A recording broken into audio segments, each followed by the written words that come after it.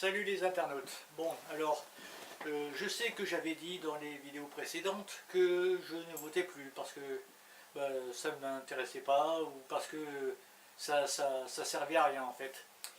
Mais ça, c'était à l'époque où il n'y avait aucune offre politique qui me correspondait, dans laquelle je pouvais m'identifier. Et en fait, j'avais aucun espoir. Mais là, avec l'arrivée forte de Jean-Luc Mélenchon, eh ben, ça change tout. Et donc, j'ai décidé de voter.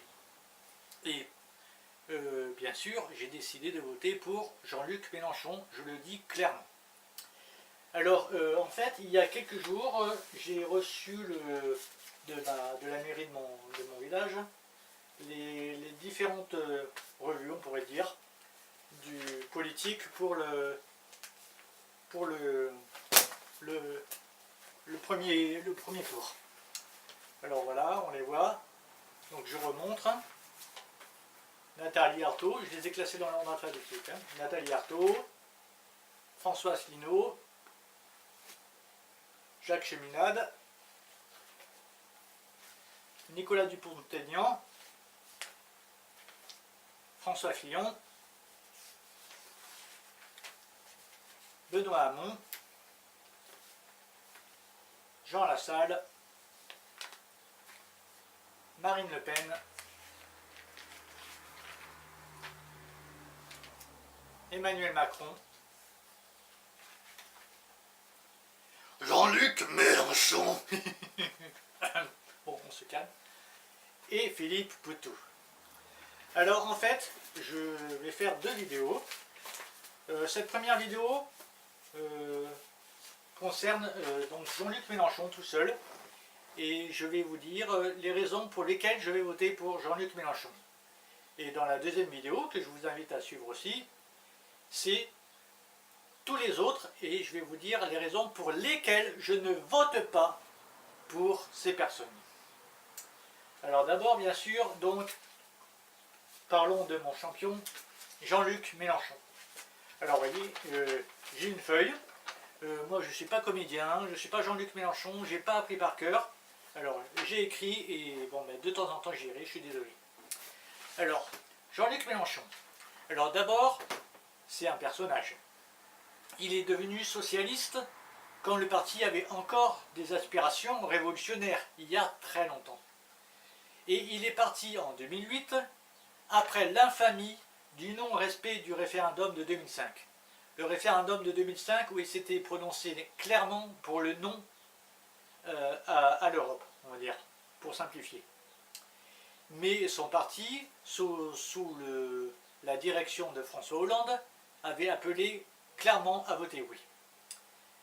Et donc en 2008, M. Hollande et M. Sarkozy se sont alliés pour seriner au monde entier, enfin à la France entière en tout cas, de voter oui, parce que sinon ce serait le chaos, la fin du monde, Armageddon, tout ça. Et lui, forcément, ça lui a fait une fracture, ça lui a pas plu. Donc, il a quitté le Parti Socialiste quand ça commençait à ne plus vouloir rien dire du tout. Donc, on peut dire que c'est un vrai homme progressiste de gauche. Donc, un vrai homme progressiste et humaniste. Bon, voilà. Une autre raison pour laquelle je vais voter pour Jean-Luc Mélenchon, c'est pour sa proposition phare de son programme actuel, c'est la 6ème République. Mais sauf que la 6ème République, c'est quand même son projet depuis 25 ans. Il en parlait déjà en 1992, de la 6ème République. Alors donc, la 6ème République, qui serait constituée donc à la suite d'une constituante de citoyens, et qui permet donc, dans son programme, la révocation des élus, quand ils font des conneries, et c'est souvent, de nouveaux droits, au contraire des politiques précédentes qui nous enlèvent des droits, lui, il en ajoute, comme par exemple la reconnaissance du vote blanc, qui peut aider les gens à aller voter. Et donc pour moi, tout ça, c'est le vrai sens du mot démocratie. Démocratie, gouvernement par le peuple et pour le peuple. et non pas une plutocratie comme c'est le cas actuel, où c'est le gouvernement par les riches et pour les riches. Autre point, ce sera un président social. Alors d'abord, il propose la définanciarisation. Basta les banques, ça suffit. La baisse des impôts pour la majorité des gens, c'est-à-dire en dessous de 4 000 € de revenus par mois, baisse des impôts. Et ça va représenter un sacré million de personnes. L'augmentation du SMIC, merci Jean-Luc. L'abrogation de la loi travail, contre laquelle tout le monde gueulait. Tout le monde, on la retrouve là. Il faut voter clairement pour Jean-Luc Mélenchon. De même, il propose, et je crois que c'est le seul, l'égalité salariale entre hommes et femmes. Qui d'autre le dit? Je ne crois pas. Hein. Et cette égalité permettrait de payer la retraite à 60 ans après 40 annuités. Donc ça, c'est un vrai progrès. Autre point, ce sera un président écologiste. Il propose par exemple la sortie du nucléaire. Alors on sait tous que le nucléaire c'est dangereux. Je le sais, par exemple mon père qui a travaillé des années pour la Cogema, l'ancienne Areva, en est mort, il a à peine pu profiter de sa retraite. Donc on sait que c'est dangereux. Les réacteurs sont en fin de vie, il faut vraiment changer tout ça. Il faut aller vers le 100% renouvelable. Il promeut la promotion de l'agriculture bio. Et comme on dit, ce n'est pas sur les produits bio qu'il faut écrire bio, c'est sur tous les autres produits qu'il faut écrire merde. Et aussi, il est aussi pour la défense animale. Voilà un président sensible. Le président aussi du progrès humain, avec une école gratuite, réellement gratuite, de 3 à 18 ans, avec une cantine 100% bio. Merci les circuits courts, merci le bio, merci la nourriture de qualité. De même, les soins médicaux remboursés à 100%. Qui d'autre le propose? Personne, je crois. Ensuite, il veut la sortie des traités européens, mais pas à l'arrache, comme Asselineau par exemple, où on sort et on casse tout. Non.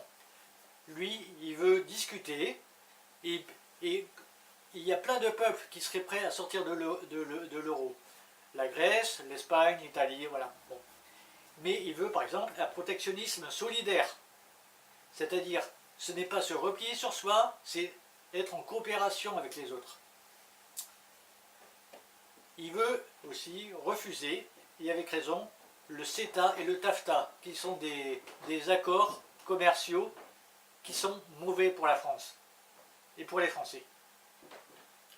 De même, ce sera le président de la paix, avec bien sûr la sortie de l'OTAN, pour pas qu'on soit obligé de suivre les USA dans leur guerre impérialiste.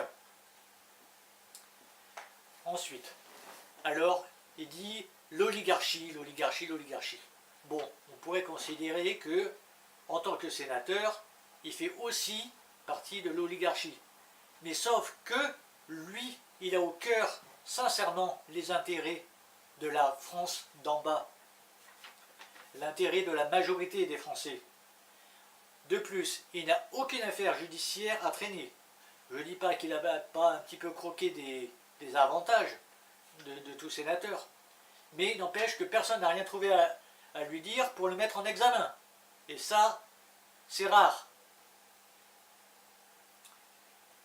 Donc il est sincèrement touché par la misère, ça se voit, ça se voit. Il a ça dans le cœur.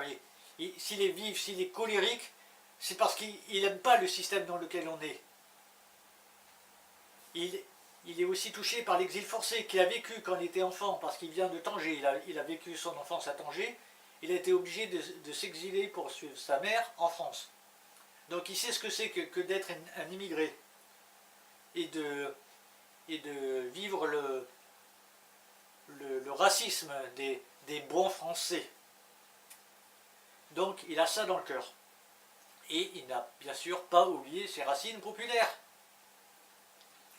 Avec lui, la la devise française, liberté, égalité, fraternité, reprend tout son sens original. Car la République, comme je l'avais dit dans une de mes précédentes vidéos, n'était plus liberté, égalité, fraternité, mais moi je proposais une autre devise qui correspondait beaucoup plus à la réalité de ce que c'était, de ce que c'est actuellement. Et moi j'avais trouvé comme devise capitalisme, sionisme, lobbyisme. Et il faut faire disparaître tout ça. Il faut revenir à liberté, égalité, fraternité. Et ça, Jean-Luc Mélenchon le propose et peut le faire. J'en suis sûr. Alors, bon, lui c'est un politicien professionnel, je l'ai dit. C'est un tribun. Il sait parler, il sait convaincre les gens. Il est doué pour ça, il est fait pour ça, c'est clair. Il est très intéressant. Ses discours, c'est vivant, c'est pas pense et printemps, comme M. Macron,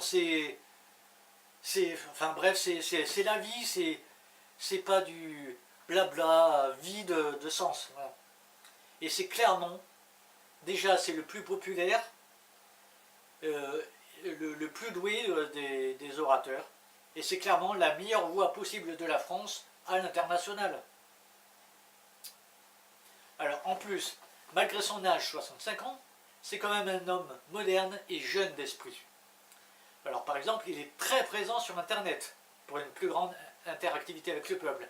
Alors sa chaîne YouTube, son jeu vidéo, là, Fiscal Combat, d'ailleurs, parce qu'il respecte tout à fait la culture du jeu vidéo, et il amoindrit pas en disant bon, c'est n'importe quoi, c'est de la merde, bref. Non. Bref, toute sa plateforme sur Internet, où il fait vivre les gens, et bref, c'est un homme jeune, c'est un homme moderne, qui sait comment fonctionne le monde, et c'est pas un vieux crouton qui connaît rien à Internet, et voilà, bref. Comme je disais, il est très populaire dans ses meetings, il y a des foules énormes, il est bien reçu quand il va dans des usines, car les gens savent qu'il est sincère dans ses luttes. Quand il va défendre une usine qui est après à fermer, on sait qu'il le pense vraiment et que c'est pas pour les caméras qu'il le fait. Et donc, étant très populaire, c'est forcément un grand rassembleur. Ça se voit avec tous ses meetings. Marseille, Lille, tout ça, où il est à environ 70 000 personnes à chaque fois. Voilà, et donc tout ça, ça me donne envie de voter pour lui. Et alors surtout, bon ça c'est pour le fun, hein, mais surtout, il a eu 666 signatures. Yeah! Et ça, c'est le kiff. Viens du côté sombre de la force, Jean-Luc. Merci à vous. Votez Jean-Luc Mélenchon et à tout à l'heure pour la suite.